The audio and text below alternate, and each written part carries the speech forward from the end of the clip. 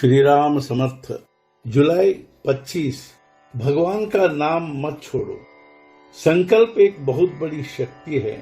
इच्छा यदि सचमुच बलवती हो तो वह वस्तु को अपनी ओर खींचे बिना नहीं रहती। उसी प्रकार भगवान की प्राप्ति के लिए हमारे मन में प्रबल इच्छा हो तो भगवान की प्राप्ति होती है। गृहस्थी और भौतिक वस्तुएं हम कितनी ही प्राप्त करें तो भी उनसे पूर्ण संतोष नहीं होता, क्योंकि वे मूलतः अपूर्ण होती है। इसके विपरीत भगवान स्वयं पूर्ण होने के कारण हमारी वासनाओं की पूर्ण तृप्ति होती है। वे क्षीण होती हैं और बाद में अपने आप नष्ट होती हैं। इसलिए हमेशा ऐसी इच्छा करें कि भगवान मुझे चाहिए।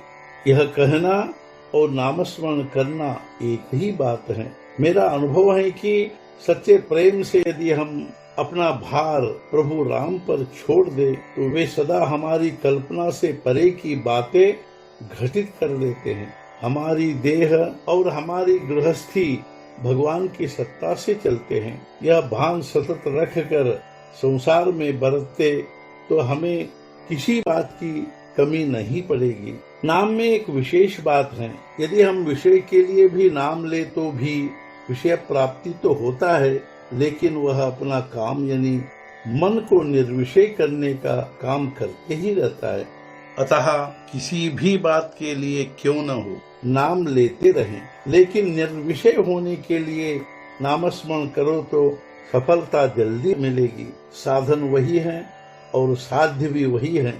हमारे मन में यह दृढ़ भाव हो कि नाम एकमात्र सत्य है, इसके अलावा दूसरा कोई सत्य नहीं है, इसके अलावा दूसरा कोई साधन नहीं है। हम जब कोई भी काम प्रारंभ करते हैं तब जिसके लिए वह प्रारंभ किया है वह बात हम अपनी आंखों से ओझल नहीं होने देते। उसी प्रकार नामस्मरण करते समय हम वह क्यों कर रहे हैं इसका निरंतर ध्यान रखें। यह ध्यान सदा रखना, मैं भगवान का हूँ ऐसा जानना, इसी को अनुसंधान कहते हैं। वास्तव में मैं भगवान का ही हूँ, लेकिन मुझे भ्रम से ऐसा लगता है कि मैं विषय का हूँ। संत तुम विषय के नहीं हो, भगवान के हो ऐसा कहते हैं।